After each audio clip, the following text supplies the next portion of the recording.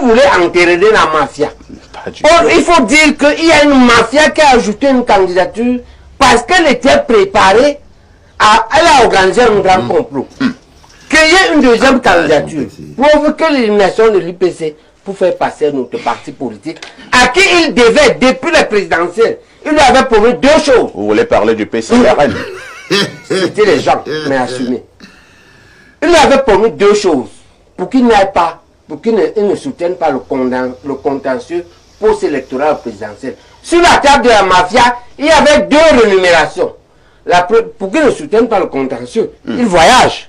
Et il y avait l'argent, 200 millions, et 167 ont disparu, il a resté seulement 143.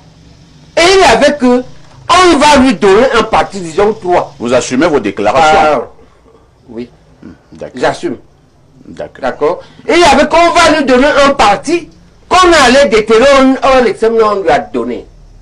Et il y avait que, avec ce parti, il ira au présidentiel et il va gagner sur la base d'origine ethnique. Après avoir éliminé l'UPC. Voilà la mafia. Pourquoi je vous ai dit que je voulais parler sans tabou. Très bien. Ok, parfait. Vous ne pouvez pas couvrir les mafias et venir faire porter ça par l'UPC légitime. Très bien. D'accord. Et c'est pourquoi je dis que c'est vous le problème. Parce que vous couvrez la mafia. Non, sont pas ces informations, c'est pas nous qui créons les UPC. Qui me donne les informations? C'est pas nous et les cas. Vous croyez qui me donne? C'est pas nous la Cour constitutionnelle. Bon, c'est vous les journalistes. Et les journalistes sont les tenants de l'information. Très bien. C'est compris, professeur. Bonjour les enfants. C'est papa. Mon mur est un asile psychiatrique à ciel ouvert et ma salle d'attente est toujours bondée. Bienvenue à la clinique les enfants. Je vous le dis toujours, nous sommes à la deuxième mi-temps d'un match qu'on joue depuis 2018. Nous sommes à la deuxième mi-temps d'un match qu'on joue depuis 2018. Les acteurs sont les mêmes. Mon ami Cabral Libi, il y a deux manières d'entrer en politique. Je te le dis toujours, Cabral. Je te le dis toujours, Cabral Libi, mon bon petit. Parce que là, vraiment, je crois que tu es devenu voilà, mon bon petit. Il y a deux manières d'entrer en politique. Soit tu entres comme un lion, soit tu entres comme un pion. Le premier problème que tu as, Nkwanyo, c'est que tu entres en politique comme un pion. Et changer le manteau du pion que tu es en ce moment pour être le lion, t'es totalement impossible. Tu n'es propriété de rien. Tu es la propriété des petits micmaqueurs du RDPC. Tu es une créature. C'est ça, et tu avais le choix. Tu avais le choix, soit tu entrais comme un lion, soit tu entrais comme un pion. Tu as choisi d'être l'outil.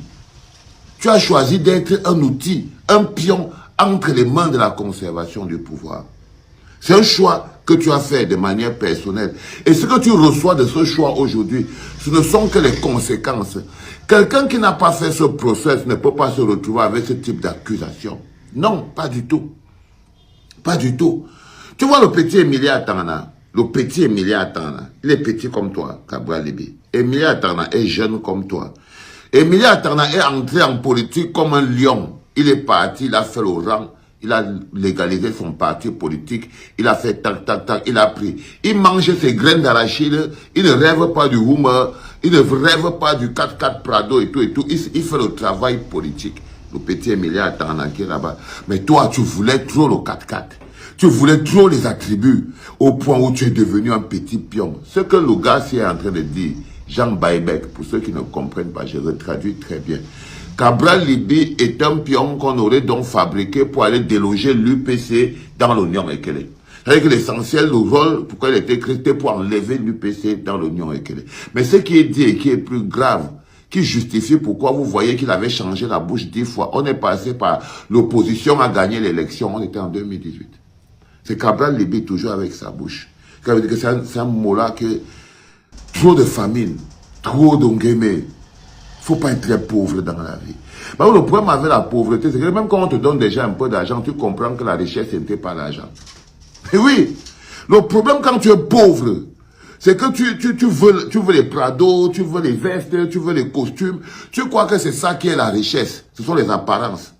Mais une fois qu'on t'a donné ça, comme quoi, par exemple, il était pauvre, il croyait que l'écharpe des députés, le Prado 4x4, les petits conteneurs, les petits marchés, les petits s'asseoir à la tribune d'honneur. Il pensait que c'était ça la richesse. Jusqu'à ce qu'on lui donne tout ça et il se rend compte qu'on lui a vidé plus. C'est ça ton problème. Tu pensais que les artifices matériels là, c'était ça. 4 députés, 5 maires, quelques conseillers municipaux, qu'on te fait encore faire voter au RDPC quand ils veulent. C'est ça qu'on appelle être un pion. Ça veut dire que tu as ton propre parti et des bonhommes qui t'ont fabriqué, qui sont propriétaires de toi, te disent que bon, tu vas voter pour nous maintenant. C'est un peu comme si quelqu'un te dit que c'est moi qui t'avais doté la femme là. Elle m'appartient. Donc quand je veux, tu me redonnes d'abord, je cotopie, je te remets. C'est exactement ce qui se passe avec le PCRN. Donc le vieux Baïbek dit que c'est clair comme bonjour. Donc maintenant, pour qu'il renie le contentieux électoral, pour qu'il passe de... C'est un opposant qui a gagné l'élection. L'opposition a gagné l'élection. Quand on doit aller en prison et on doit arrêter des marcheurs, c'est passé quelque chose. C'est un schéma. On est parti de l'opposition qui a gagné, c'est un opposant qui a gagné, Paul Biya a gagné, Kamto c'est un problème, il faut qu'il aille en prison. Comment? C'est un trajet. Il n'y a qu'un pion qui migre comme ça. Il n'y a que quelqu'un qui n'est pas propriétaire de son esprit qui migre comme ça là. Et alors, le RDPC voulait casser la contestation post-électorale. Le RDPC voulait détruire la contestation post-électorale. Comme en même temps, ils ont utilisé l'armée pour briser des vies, briser des carrières, briser des avenirs, parce que c'est plus de 1000 personnes, 1500 personnes que le RDPC, le gouvernement RDPC a arrêté. Aujourd'hui, les Foguets sont encore en prison. Depuis 2018, des Camerounais souffrent en prison alors qu'ils ne se sont levés que pour le bonheur du Cameroun. Quand tu prends le sang des Camerounais comme ça, mon frère Cabral Libi, tu mets entre tes mains pour une écharpe, pour un petit Prado, pour les petites chaussures Pointinini, ou alors pour t'encoquiner de la bande des villageois qui traînent avec toi là. Il n'y a pas quelqu'un qui a la classe qui a envie de travailler avec quoi. Parce qu'il n'y a pas de grandeur dedans. Parce qu'il n'y a pas de grandeur dedans. Il n'y en a pas. Il n'y en a pas. Et c'est ça que Jean Baïbek. Et c'est pas une histoire de sorcellerie. Pour lui, son cas est scellé. C'est comme ça. Soit tu entres comme un lion, soit tu entres comme un pion. Il est entré en politique comme un pion. Jusqu'à lui dit que bon, écoute frérot, pour que tu arrêtes, tu ne soutiens plus le contentieux électoral parce que l'idée c'était d'isoler Kamto. C'était ça le projet. Isoler Kamto pour pouvoir maintenant en faire ce qu'ils veulent. Donc dire que tous les partis politiques sont avec Paul Biya. Donc il est parti le bonhomme. Candidat à l'élection présidentielle numéro 3 qui ne conteste plus l'élection et consacre Paul Biya. Il a fui comme un lâche. 200 millions, il paraît que quelqu'un avait volé 64 millions en route. Il est resté peut-être 149. Je comprends donc pourquoi Valère Sala appelait Cabral Libi le dossier à 149. Donc les histoires que l'on découvre même aujourd'hui, tout le monde connaît ça depuis. Tout le monde connaît ça depuis, frère. Ça veut dire que tu as peut-être un Prado aujourd'hui, tu as peut-être une écharpe aujourd'hui, peut-être que tu es même en train de construire une maison. Mais ils t'ont vu comme s'ils ont vu que c'était les choses basiques que tu as besoin dans la vie. Peut-être que tu es en train de construire une maison maintenant, tu as peut-être un petit conteneur que tu vas mettre tes choses dedans pour vendre et tout. Tu as peut-être tes petites entrées. Quand tu pars quelque part, on te laisse entrer. Par contre, on dit que c'est une coigne et tout. Tu as les petits honneurs et tout. Mais tu sais très bien au final que ce n'est rien. Au final, ce n'est rien du tout. Au final, ce n'est rien du tout. C'est ça le principal problème.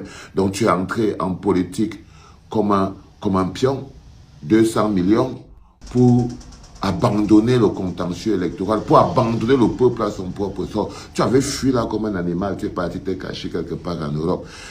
Jusqu'à là, on ne savait pas pourquoi tu avais fui. Regarde comment on parle de toi. Après, tu te lèves, tu dis la jeunesse a fait ceci, la jeunesse a fait cela. Et j'ai vu aussi que tu es parti, tu as écrit que, oh, Maurice Kamto, un Bamileke, pas Maurice Kamto ne sera pas président, oh, c'est un pion du régime et tout.